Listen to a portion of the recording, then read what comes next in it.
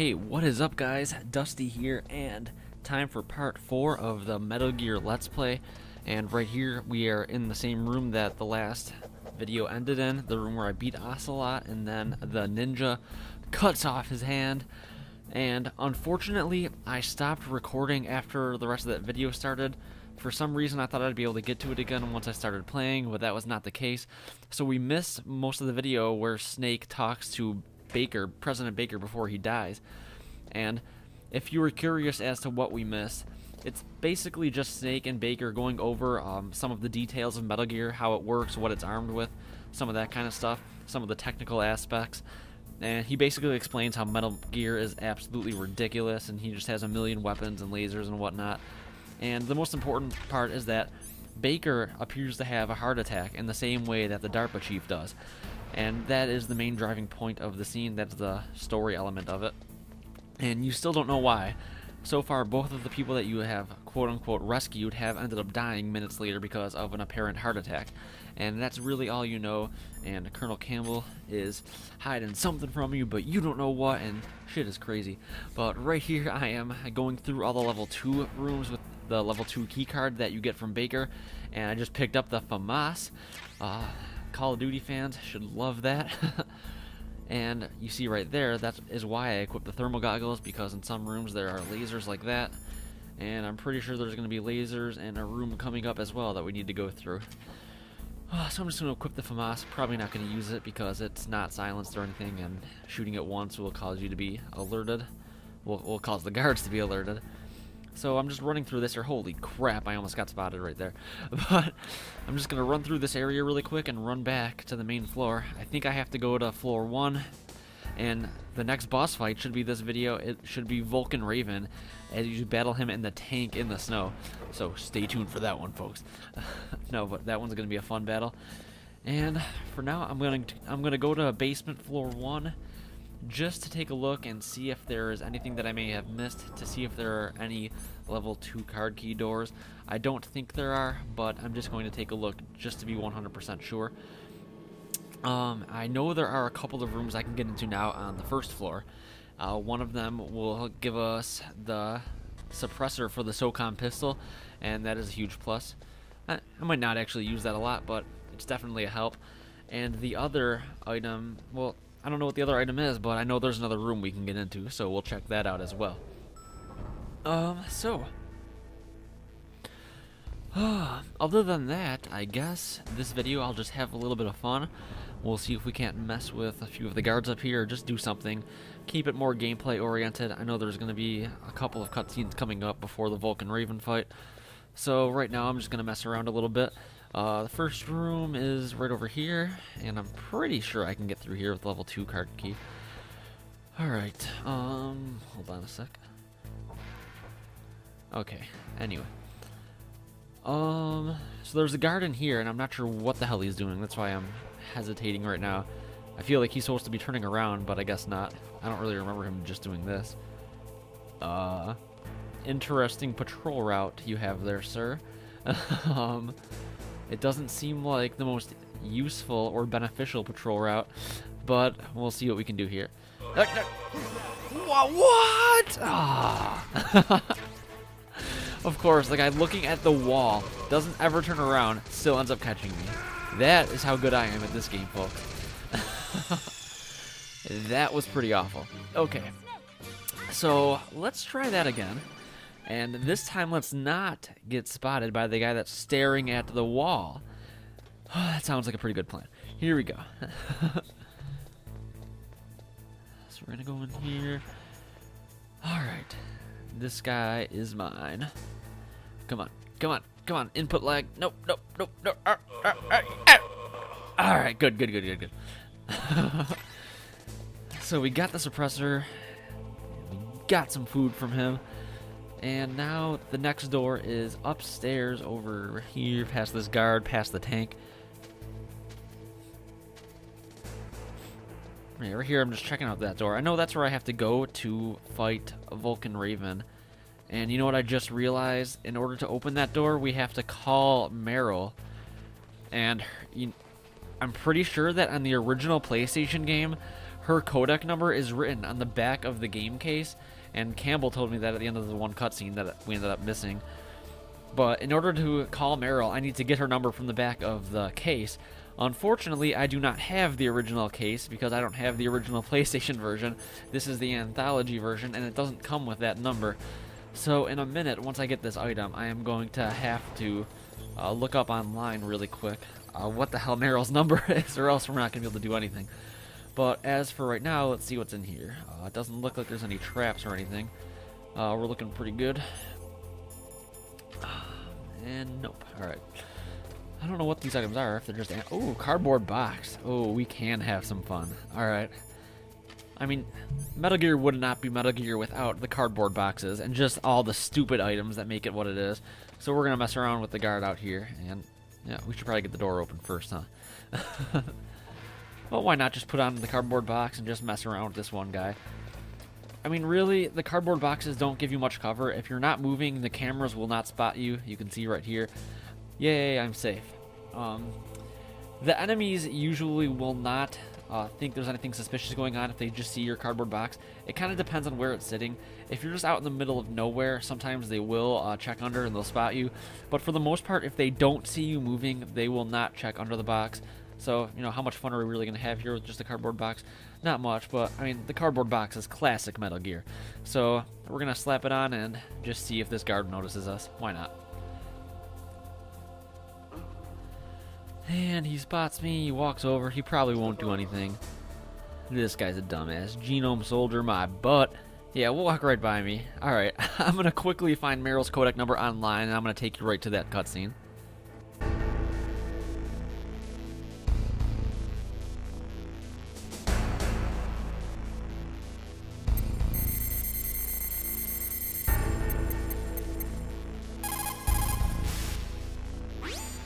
Who are you? I was really impressed with the way you busted yourself out of there. The one from the prison?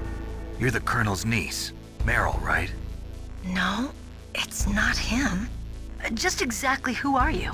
I'm the fool that your uncle sent all alone into the middle of this whole mess. You came by yourself? You think you're some kind of one-man army? I don't need lectures. You're just like your uncle, you know? How do you know my uncle? We go way back. What's your name? My name's not important. Aha. Could you be Snake? Are you Solid Snake? That's what some people call me. The legendary Solid Snake? You? Sorry about before. I wasn't sure if you were one of the good guys. But I knew you were. How? It's your eyes. My eyes? They're not soldiers' eyes. And they're rookies' eyes, right? No, they're beautiful, compassionate eyes. Oh, just what I'd expect from the legendary Solid Snake. You trying to sweep me off my feet? Don't worry, you'll land back on them once you meet me. The reality is no match for the legend, I'm afraid. Oh, I don't believe that. Why did you look so surprised when you saw my face? Because you look just like him. You mean the terrorist leader, Liquid Snake? Yeah, you know him? You're not brothers, are you? I have no family. So what's the deal then? Who knows? Why don't you ask him? But first I want some information. You were involved in this exercise from the beginning. What exactly happened here? I'm sorry. I was captured along with President Baker right after the terrorist attack. That's okay. But what is this place? I don't think it's just a nuclear weapons disposal facility. Boy, oh boy, it's just like them. Nobody told you anything, did they? Okay, you see, this place isn't really for disposing nuclear weapons. This base is owned and operated by a dummy corporation of arms tech. This is a civilian base? Right, for the development of Metal Gear. Colonel. Foxhound and the Next Generation Special Forces were called here for the test launching of a dummy nuclear warhead. Why Foxhound? Because they're a special ops group used to handling top secret missions. They figured they could help keep it all hush-hush. But we must have fired nuclear warheads before. Why just this time? I heard it was because this was to be a final test before the formal adoption of the Metal Gear program. Well, that's what I heard anyway. Sounds kind of fishy. So what do you think the terrorists want? Sorry. I'm not sure. I was captured with President Baker right after the revolt started. Oh yeah, that's when he gave you the detonation code override keys, right? That's right. Amazing you were able to keep him hidden from the guards. Well, women have more hiding places than men. Anyway, you met Baker, huh? How's he holding up? He's dead. What? Heart attack. Same as the DARPA chief. The chief died from a heart attack too? Yeah. Was either of them sick or anything? No, not that I heard of. Well, I don't believe in coincidences. Something funny's going on. Sounds like it, but I have no idea what. Me neither. Yet. Do you know the person who designed Metal Gear? You mean Dr. Emmerich? Yes. Is he still alive? Probably. He should be in the research lab in the second floor basement of the nuclear warhead storage building to the north. Second floor basement? Yeah, that's where his lab is. I think they're forcing him to work on the nuclear launching program. So they'll need him alive until that's done anyway. Then we better do something before he finishes. You're right. In case we can't override the detonation code in time, I need to ask him how to destroy Metal Gear. You plan to take that thing on by yourself, Snake? It won't be the first time. Ah. What's the best way to get to the building where the doctor is being held? There's a cargo door on the first floor of this building that leads to the north. What's the security level of the door there? 5. But it's okay. I've got a level 5 card. Well, I've got to go save the doctor. You should go. I'm going with you. No way. You're still too green. I want you to hide somewhere. I'm not green. Oh, yes you are. You pause for just 1 second in front of your enemy and it's all over. Good luck doesn't last forever. I don't know what happened. I just couldn't pull the trigger right away. I never had any problems in training, but when I thought about my bullets tearing through those soldiers' bodies, I hesitated. Shooting at targets and shooting at living, breathing people are different. Ever since I was a little girl, I always dreamed about being a soldier. Every day of my life, I've trained my mind and body for the one day when I could finally see some real action, and now... So what now? You want to quit?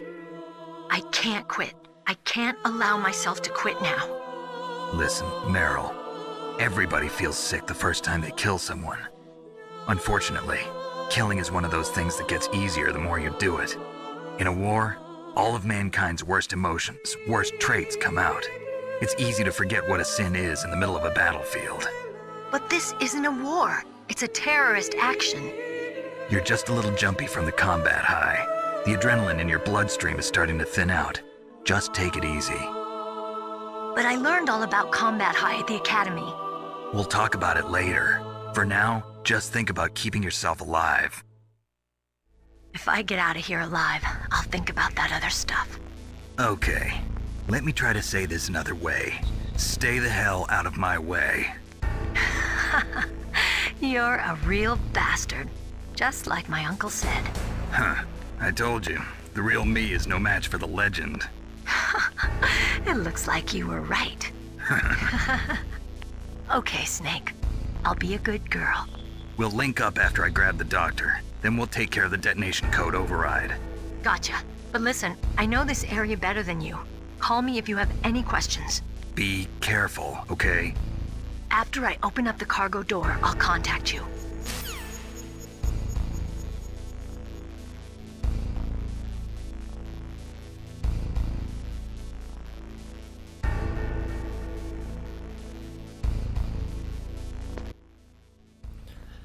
So, alright, now it's time to use that one elevator. Don't ask me why I'm back in the basement floor 1. I don't know what the hell I was doing while I was looking for the number.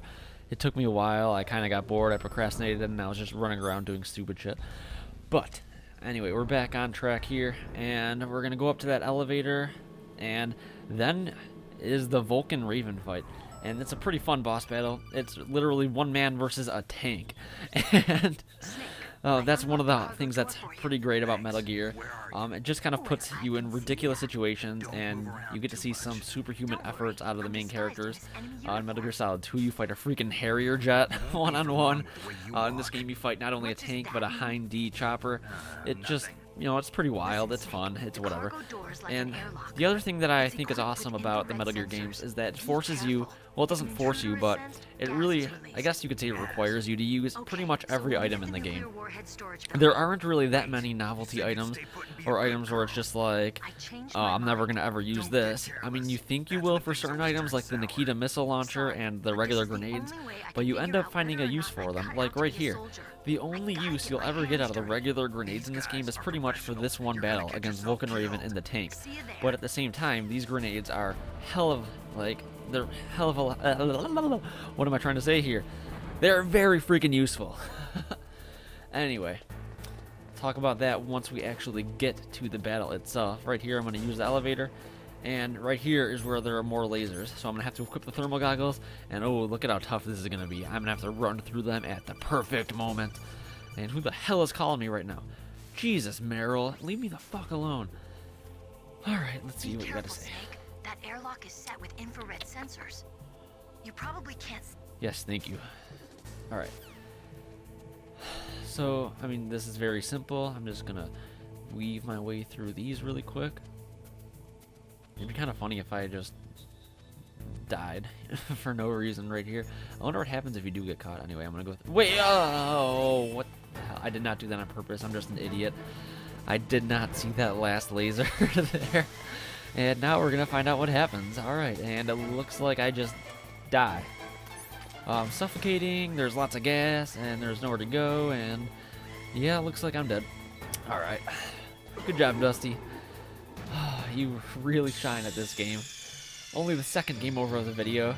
Possibly more to come, depending on how many times I die against Vulcan Raven. Maybe I'll have to split this into 2 videos, depending on how many times I die. But here we go. Once again. Let's see if I can do this. This is probably, what, a first grade level obstacle right here? Yes, thank you, Meryl. I don't know why I just answered this call.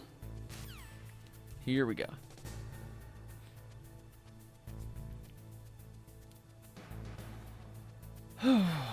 Anyway, really quickly, I will just say that in regards to Ocelot in that boss battle from the last video from yesterday, I love the fact, I think I mentioned it, that Ocelot is the first boss battle in Metal Gear Solid, and he ends up being the last boss of Metal Gear Solid 4, which is pretty cool.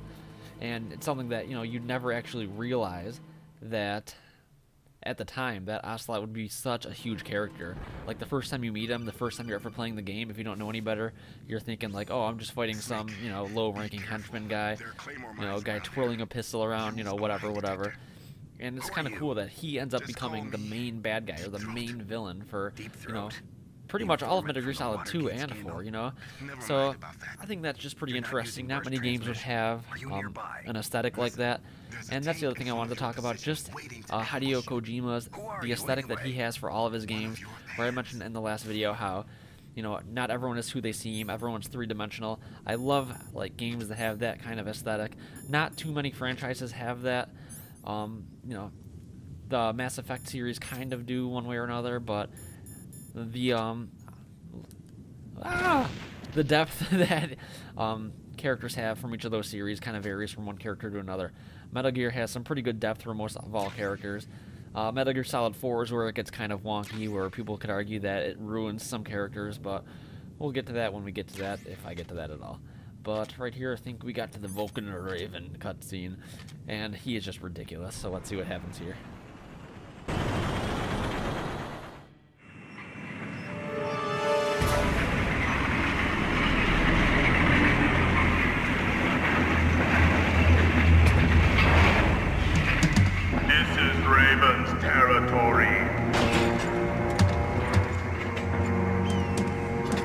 Snakes don't belong in Alaska. I will not let you pass. Send him a message.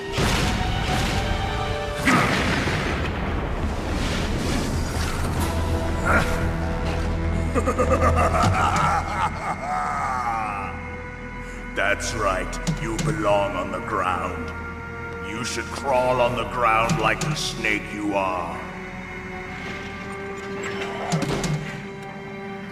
Come, let's fight!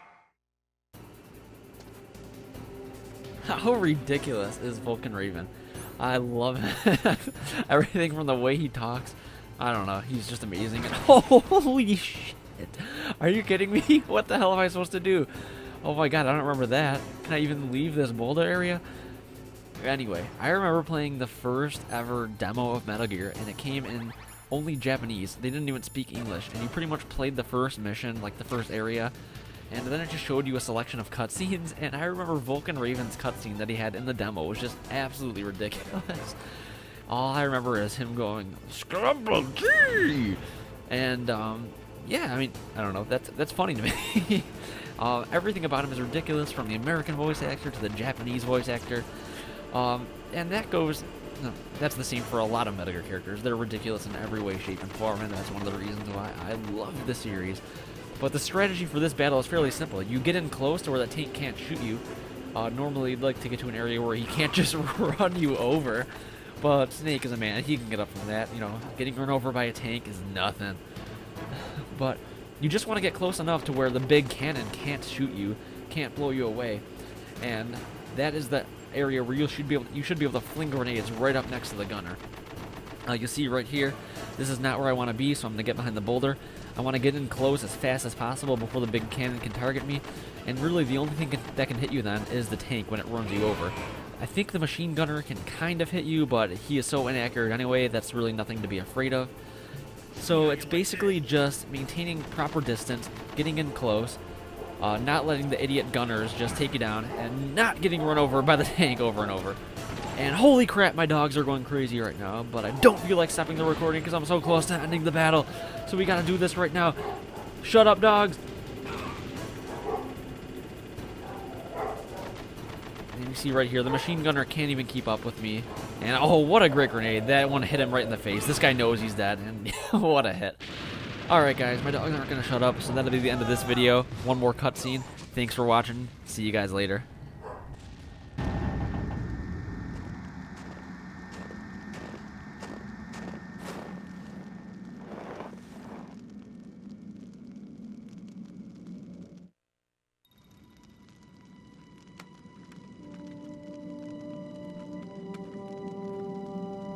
Well, boss, I hope you are happy. He got the card. We'll play with him a little longer. You would be wise not to underestimate him. What did you think of him? He is just as you said. In battle, he is as if possessed by a demon. Much like you, I would expect no less. See? I told you so, but I will kill him. So, General Ivan, I hear he took your hand as well as your dignity. Watch your tongue, shaman. In the language of the Sioux people, Sioux means snake. It is known as an animal to be feared. Well, Snake is mine now. When I meet him next, I'll take special care of him. Not yet. Don't kill him yet. He and I will meet again in battle. Same prediction as always? Yes, the raven on my head. It thirsts for his blood.